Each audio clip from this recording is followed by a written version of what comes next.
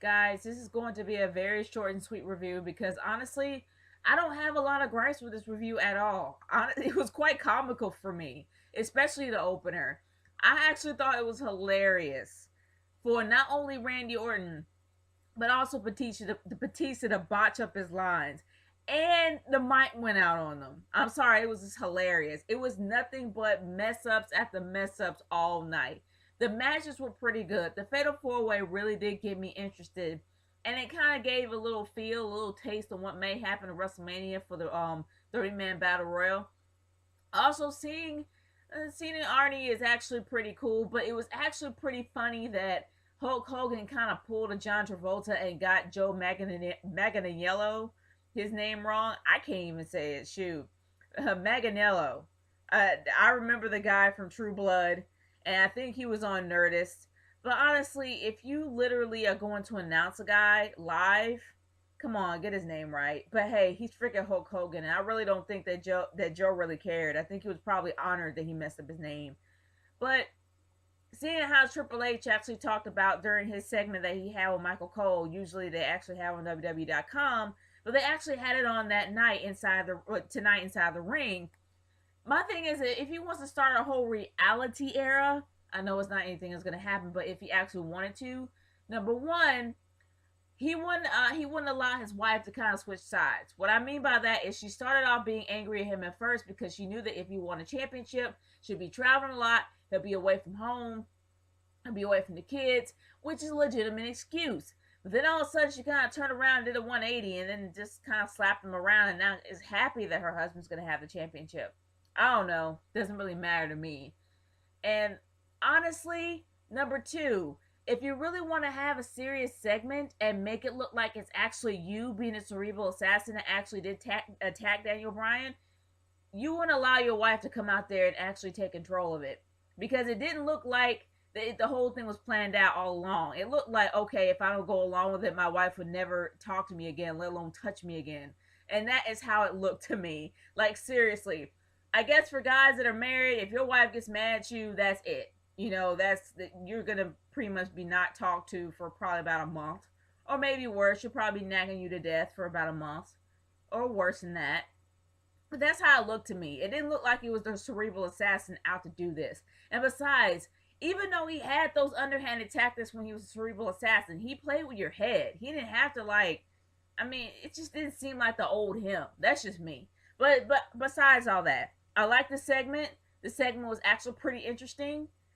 But the corniest segment of the night goes to John Cena and him washing his face and being scared of Bray Wyatt. I'm sorry, that segment that John Cena had about the whole Bray Wyatt thing was really really corny. I'm sorry. The thing is that I really find it hard to believe John Cena being afraid of little old Bray Wyatt, especially his whole Wyatt family. I find it hard for him to be afraid of him. But I am hoping that John Cena will allow him to get put over. Like, I don't want the Wyatts to lose. They need this win more than Cena does. But we don't know. We're going to see from there. And what really makes me happy about the Divas is the fact that they're going to have a Divas they're going to have a Divas Invitational, and that AJ Lee is going to pretty much go against the entire Divas locker room.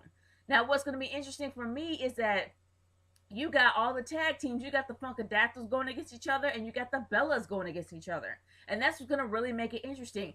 I'm voting for Nikki. I want Nikki to be the champ. Either Nikki or Naomi. Either or, I don't want Natalya. I don't want Natalya. I want Nikki or Naomi. I can deal with that. I like Brie, but I want Nikki. I want Nikki as my champ. Either Nikki or Naomi. And I think it's going to be a really great battle royal. I think it's going to be very, very interesting to watch. And honestly, I am looking forward to it. I am that in the 30 man. But also, the one thing that really did make me happy tonight was knowing that Reza Ramon, Muy casa Reza Ramon, you cockroach. I love Reza Ramon. Seriously. I remember watching Razor Ramon as a kid, and the guy, I loved him as a bad guy. I think after watching Razor Ramon really got me into heels, and that's why I started liking heels, because he made being a heel so cool.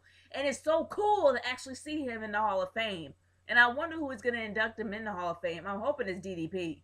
I'm hoping that DDP actually puts him in the Hall of Fame. And I think that will really be touching if he actually does do that.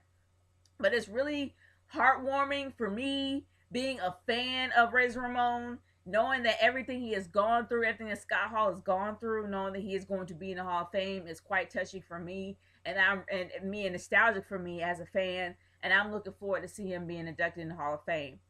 But honestly, guys, I guess I could probably say maybe the highlight of the night was The Undertaker. The Undertaker actually coming out and actually kind of, I don't know, try to kind of mess with Brock Lesnar's head. It's always cool to see the Druids. I'm sorry. The Druids is what really makes the Undertaker's entrance special. It always made his entrance special. We had Druids carrying torches or Druids carrying a casket, either or. I love seeing the Druids and I love hearing that music.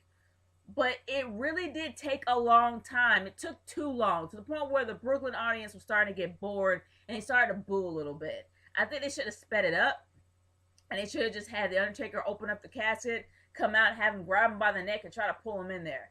But it just took way too long, and I don't know why it took way too long. But I know you try to play with with his head, but it still took way too long.